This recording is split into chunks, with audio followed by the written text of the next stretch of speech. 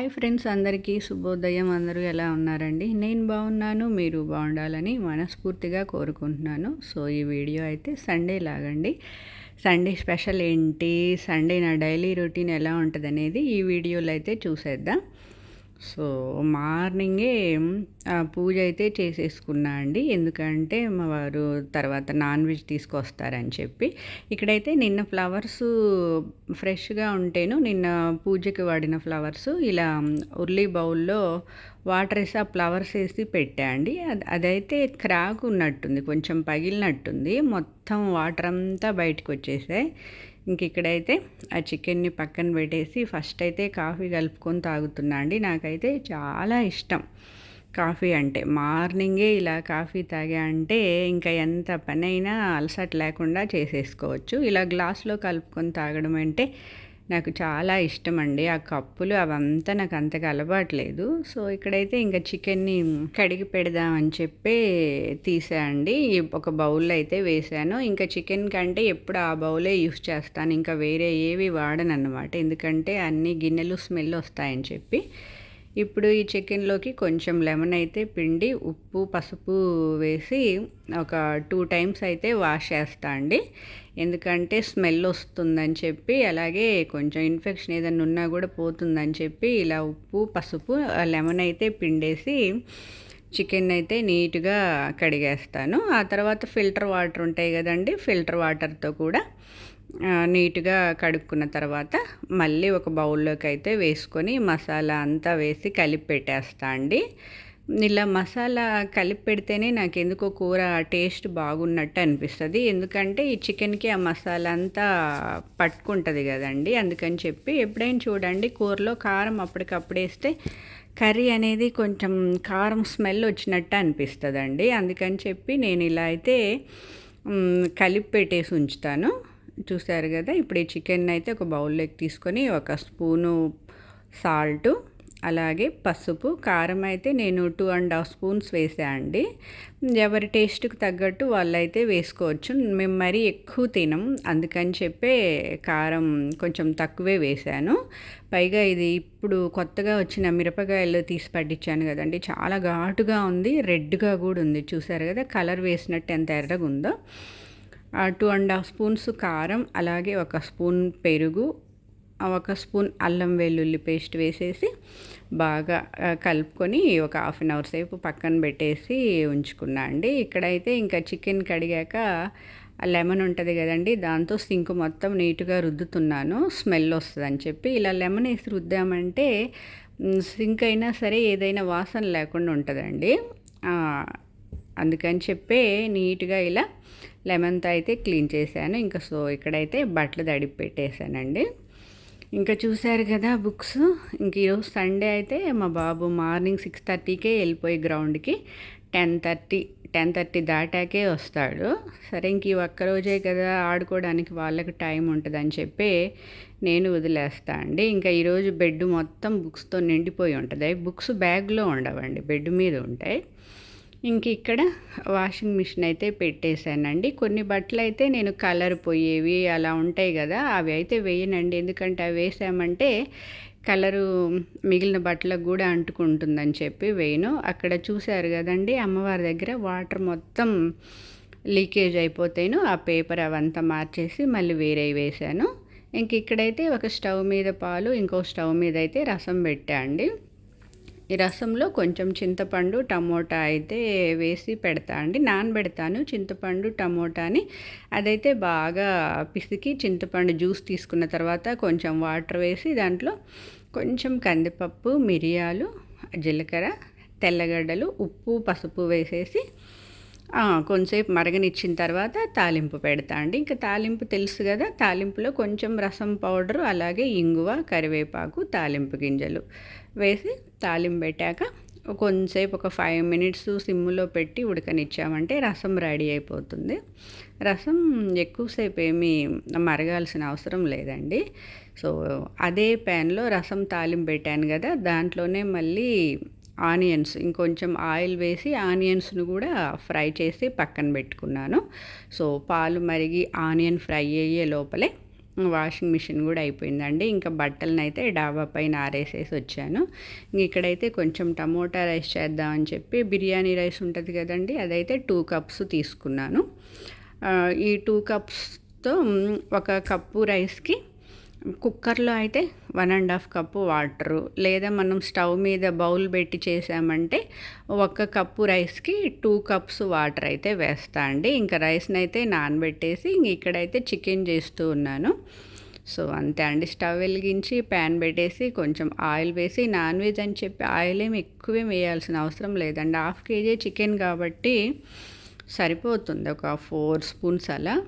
ఇంకా oil heat అయ్యాక మసాలా దినుసులు వేసుకొని కట్ చేసుకున్న ఆనియను, పచ్చిమిర్చి, అలాగే కొంచెం ఉప్పు, పసుపు, కరివేపాకు వేసేసి ఆనియన్ కొంచెం వేగాక అల్లం వెల్లుల్లి పేస్ట్, అలాగే నేనైతే ఒక టమోటా వేస్తా అండి. టమోటా కూడా వేగాక మనం ఆల్రెడీ కలిపి పెట్టుకున్న చికెన్ని వేసేసుకొని స్టవ్ని మీడియం ఫ్లేమ్లో పెట్టుకుని ఉడకనిచ్చామంటే చికెన్ అనేది రెడీ అయిపోతుందండి.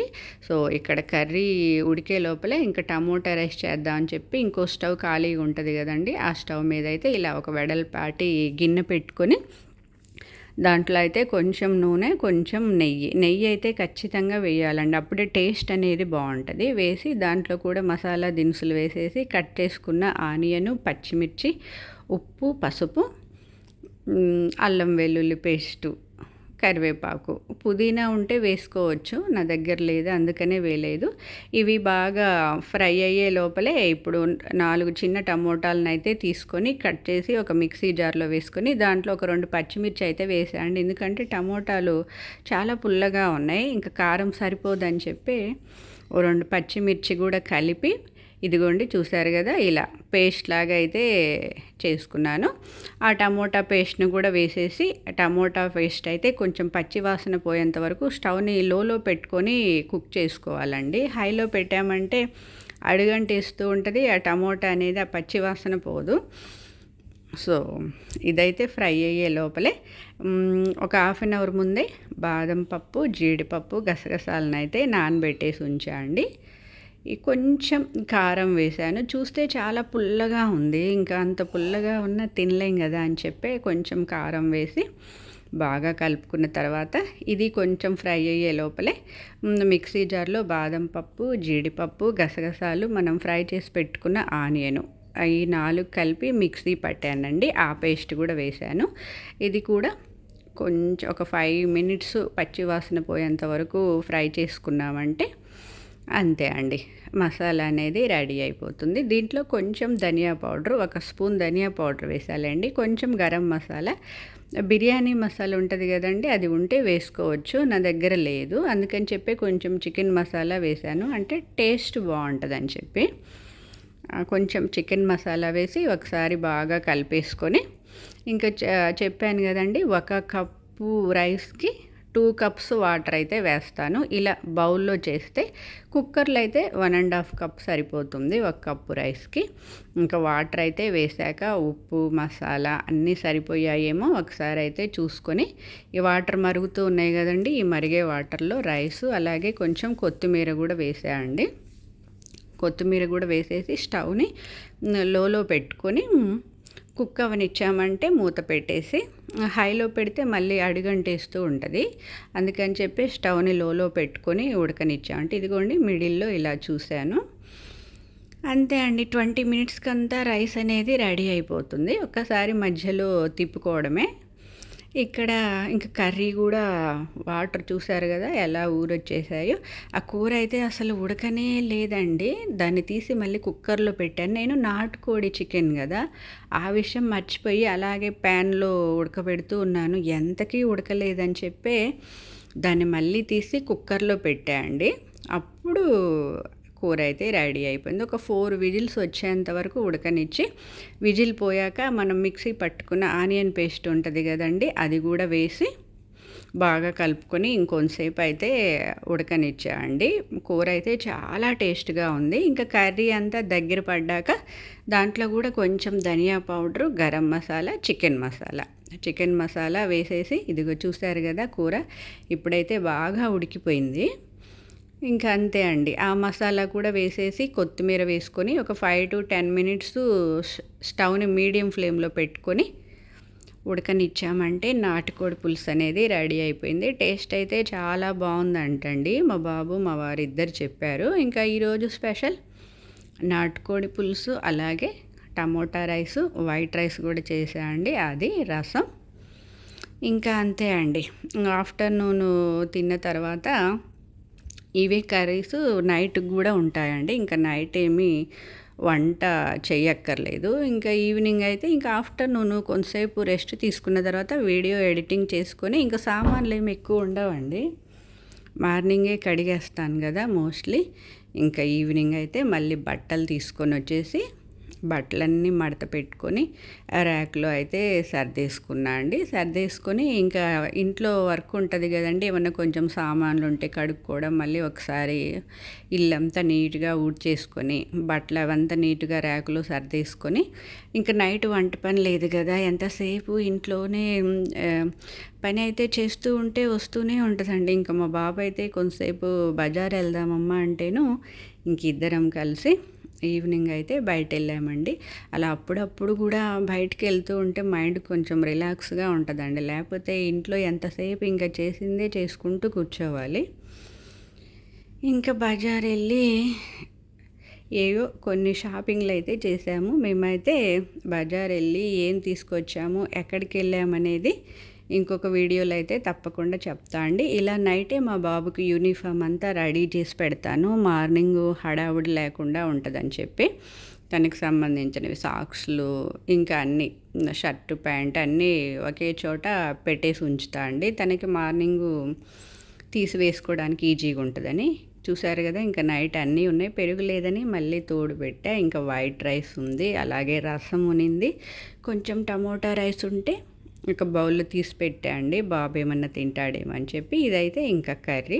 అలాగే మధ్యాహ్నం కాకరకాయ ఫ్రై కూడా చేశా అండి. ఇంకా వీడియో లెంత్ ఎక్కువైపోతుందని చెప్పి అయితే చూపించడం లేదండి. నెక్స్ట్ వీడియోలో తప్పకుండా చూపిస్తాను. సో, నా ఈ వీడియో మీకు ఎలా అనిపించిందో తప్పకుండా కామెంట్ చేయండి.